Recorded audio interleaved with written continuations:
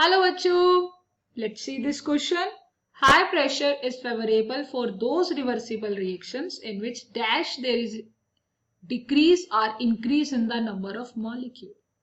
So as per question data, आपको given है, that's the given condition. आपको यहाँ पर given conditions है कि आपके पास क्या है, high pressure. आपको यहाँ पर दे रखा है कि high pressure available है या favorable है. किसके लिए? एक रिवर्सिबल रिएक्शंस के लिए. तो आपको बताना है कि अगर ऐसा कुछ है तो वहां पर आपके जो नंबर ऑफ मॉलिक्यूल्स होंगे, अगर आपके हम नंबर ऑफ मॉलिक्यूल्स की बात करते हैं तो वो विल बी इंक्रीजेस और decreases.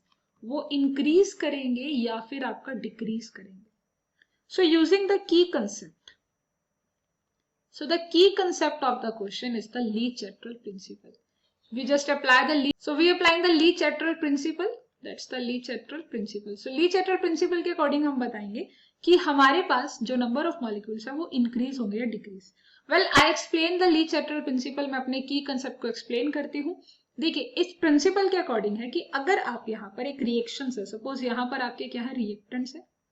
Here there is your reactants and there is your product. This is your product. Suppose आप यहां पर क्या करते हो, प्रेशर को इंक्रीज करते हो एनी साइड.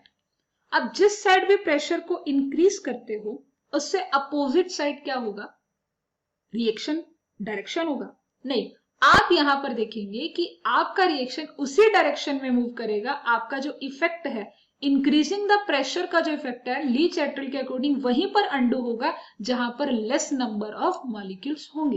ली-चैटरल प्रिंसिपल के अकॉर्डिंग क्या है कि अगर आपके रिएक्टेंट में लेस नंबर है मॉलिक्यूल्स के, तो आपका जो रिएक्शन होगा वो कैसा हो जाएगा, you just apply the increasing the pressure. तो प्रेशर अप्लाई करने से आप क्या करेंगे, जिधर कम नंबर ऑफ मॉलिक्यूल्स होंगे उधर मूव करेंगे.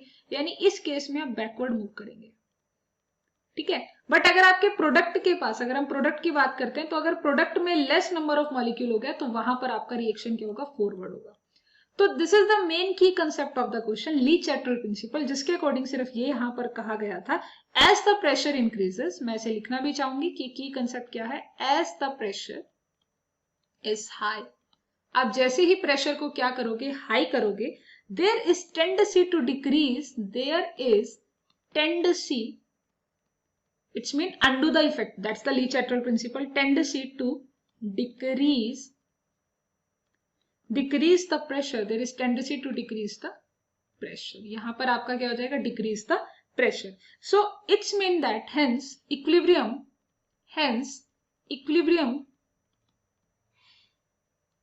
will be shift in that direction. Equilibrium will be shift in that direction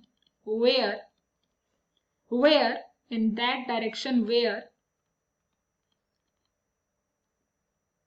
there decrease in a number of molecules, where there is decrease in the number of molecules. So basically number of molecules. So अगर आप बात करोगे यहाँ पर हमारे पास क्या, number of molecules. की concept के अकॉर्डिंग हमने एक्सप्लेन कर दिया है कि अगर आपके पास हाई प्रेशर का कंडीशन था तो ली-चैटरल क्या करेगा, उस इफेक्ट को अंडू करेगा, बट किस डायरेक्शन में, जहां पर आपके नंबर ऑफ मॉलिक्यूल्स क्या होंगे, डिक्रीज होंगे. Because high pressure is favourable for the reversible reactions in which there is a decrease in the number of molecules. As the pressure will be the high, there is a tendency to decrease the pressure. Okay, hence the equilibrium will shift in that direction where the number of molecule will be decreases, so that decrease the pressure of the system. That's why decrease the undo the pressure, that's decrease the pressure of the system. तो ये हमारा जो effect होगा, decrease the pressure of system. तो ये undo effect कर देगा. और ली-चैटरल यही कहता है, हमारा जो की कंसेप्ट है वो यही कह रहा था कि आपको अंडू कर देना इफेक्ट को. अगर हाई प्रेशर है तो उसे कम कर दो. कैसे, जिधर लेस नंबर ऑफ मॉलिक्यूल्स होंगे. सो यहाँ पर जो करेक्ट ऑप्शन आएगा, this is the decrease in the molecules. जहां पर भी आपका यहाँ पर वर्ड आ जाएगा आपका decrease in the number of molecules. Hope you understood it well. Thanks.